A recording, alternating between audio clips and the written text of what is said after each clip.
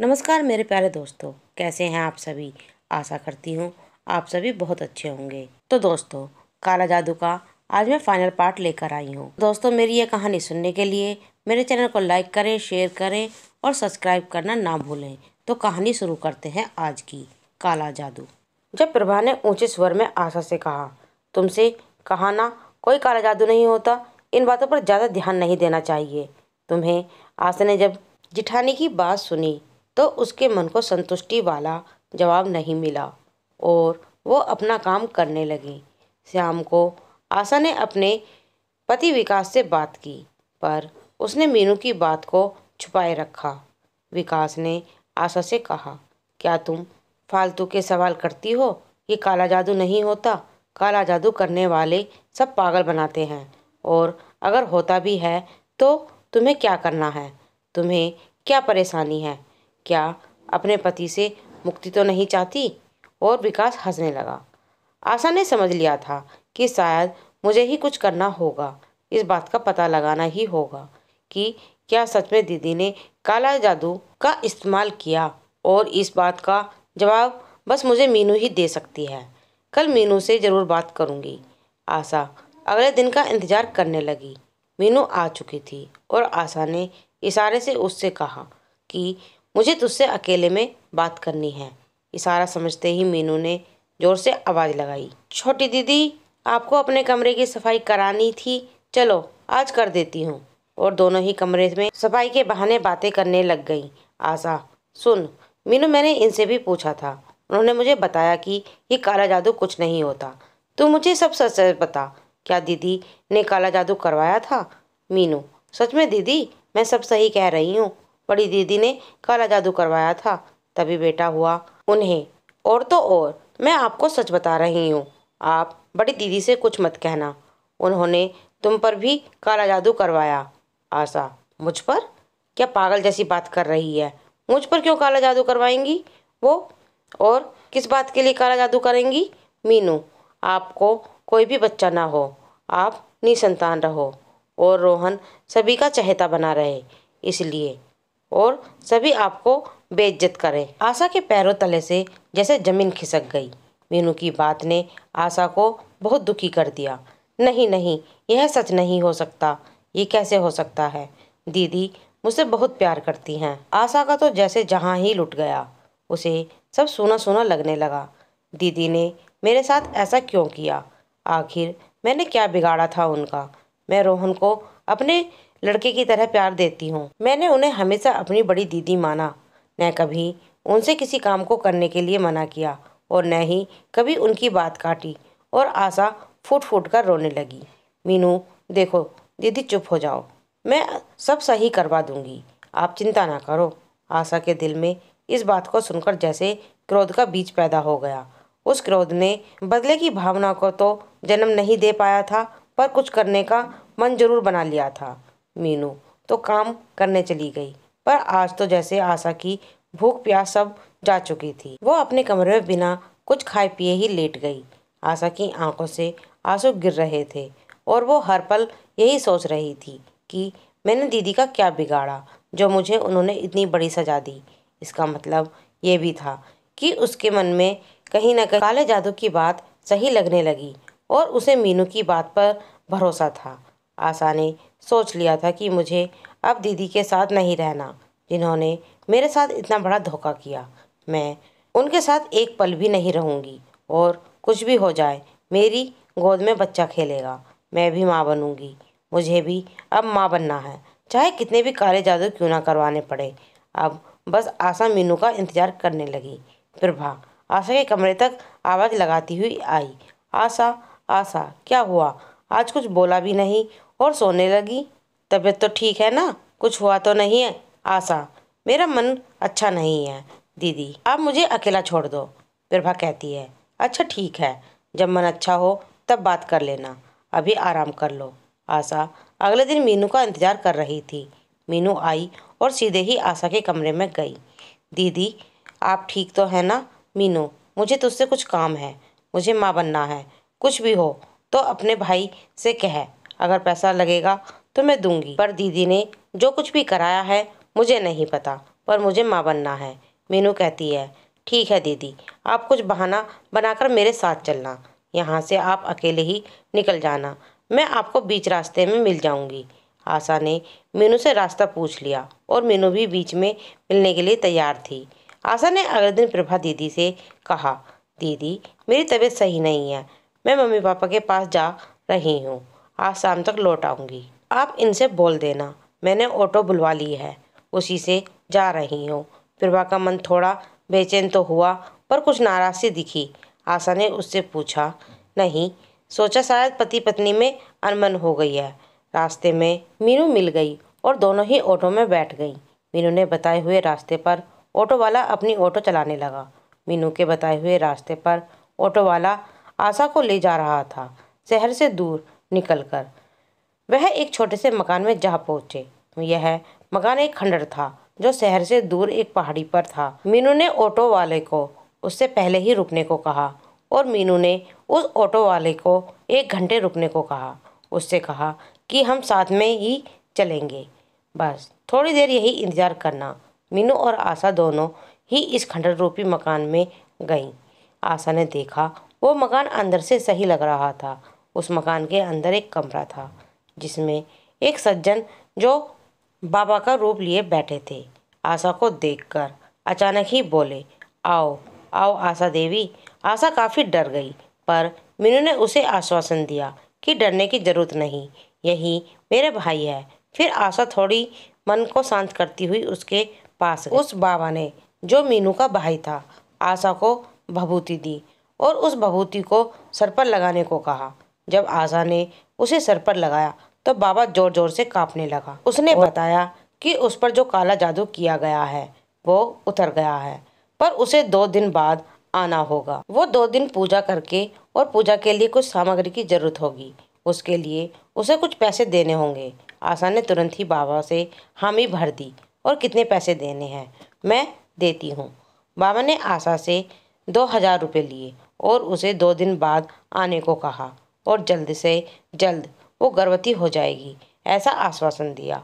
आशा काफ़ी खुश थी। बाबा ने आशा को अपनी जिठानी से अलग होने के लिए भी कहा ताकि वो और कोई चाल ना चले। आशा भी अब काले जादू पर भरोसा कर चुकी थी और उसने अपनी जिठानी से अलग होने की हामी भर दी। मीनू ने भी आशा को विश्वास दिलाया कि वो अब जल्द से जल्द माँ बन जाएगी। उसकी गोद में जल्द ही एक प्यारा सा बच्चा होगा। आशा तो जैसे फूली नहीं समा रही थी। आशा का पूरा भरोसा था कि अब वो माँ बन जाएगी। दोनों ऑटो में बैठकर घर वापस आ गई। शाम को आते ही आशा ने अपने अलग होने की बात अपने पति को बताई। विकास ने काफ़ी समझाया, तुम पागल हो गई हो क्या? भैया और भाभी से अलग होकर मैं सोच भी नहीं सकता। आखिर क्या बिगाड़ा है तुम्हारा? उन्होंने कितने प्यार से हम सब रह रहे हैं, क्या बात हो गई जो तुम इतना बड़ा निर्णय लेना चाहती हो? आशा कहती है, अगर मुझे जिंदा देखना चाहते हो तो आप अलग ही हो जाओ। अपने घर में सबसे बड़े होने के नाते उन्हें अपने छोटों की हर खुशी का ख्याल रखना था और उन्हें भी आशा के सामने झुकना ही पड़ा।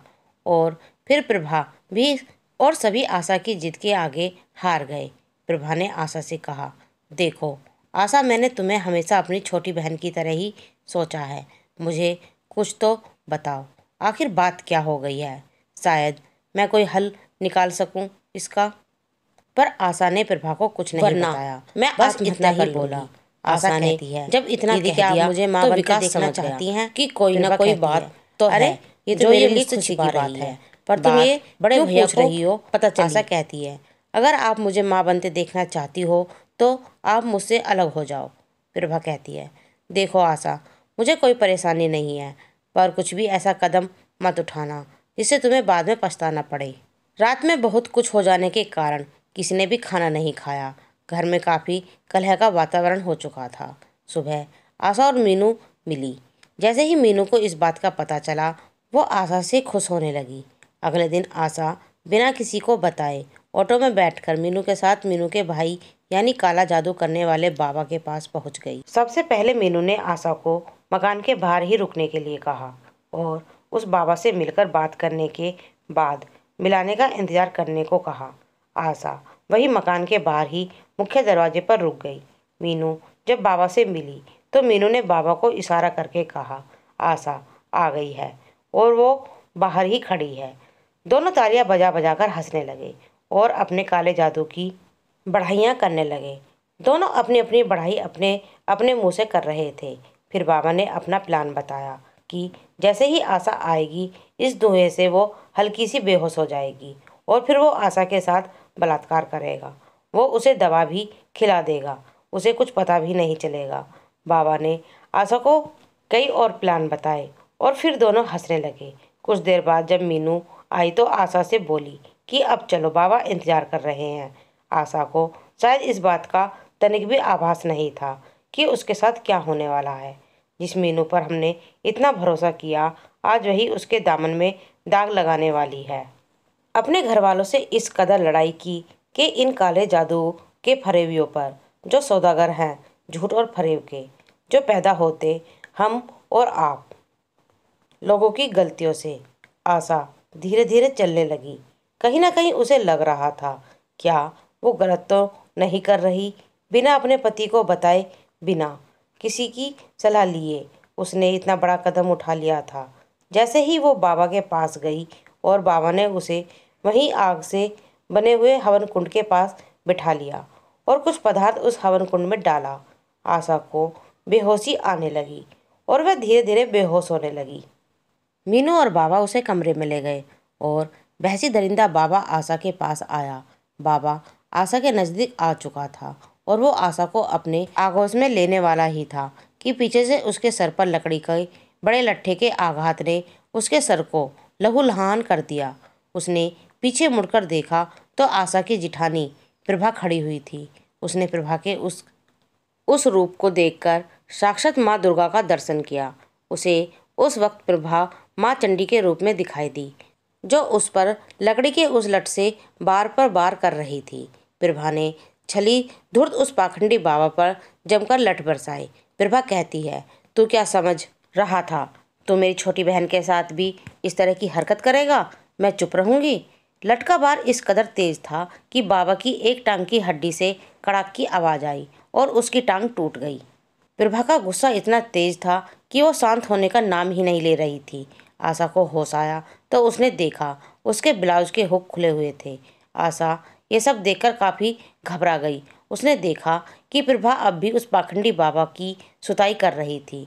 आशा ने अपने वस्त्रों को सही से पहना और अपने किए हुए इस कर्म पर उसे बहुत पछतावा हो रहा था। बाबा की हालत खराब हो गई और आशा ने प्रभा को रोका। आशा अपनी दीदी के गले लगकर रो रही थी और प्रभा उसे सांत्वना दे रही थी।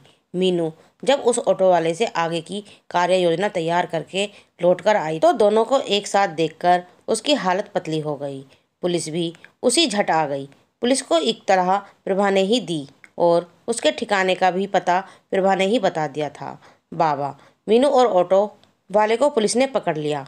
तीनों एक साथ मिले हुए थे और इसी प्रकार की घटनाओं का अंजाम देते थे। पुलिस की सख्त कार्रवाई में मीनू ने बताया, बाबा उसका भाई नहीं था, उसका पति था, जो इस प्रकार की वारदात को अपने पत्नी के साथ मिलकर किया करते।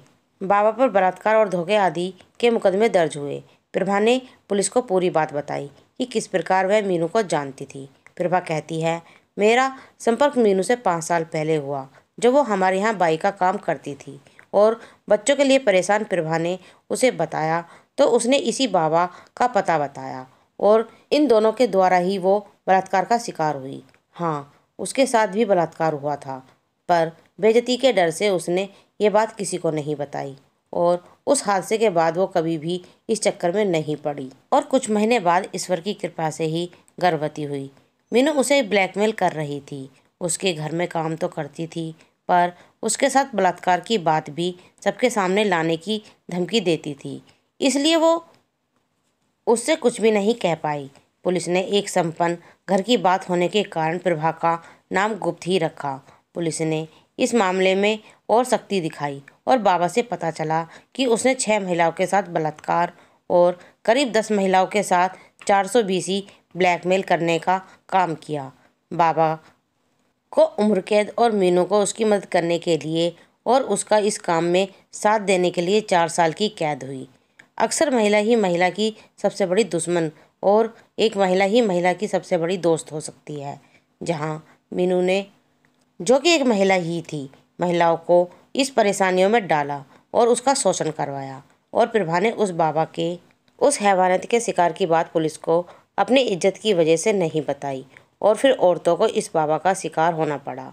और उसी प्रभा ने अपनी देवरानी की मदद भी की, क्योंकि अगर वो समय पर ना पहुंचती तो शायद आशा के साथ भी वही होता जो अन्य महिलाओं के साथ हुआ। तो मेरे प्यारे दोस्तों, मेरी ये कहानी यहीं समाप्त होती है। आपको कैसी लगी कमेंट में लिखकर ज़रूर बताएं। धन्यवाद।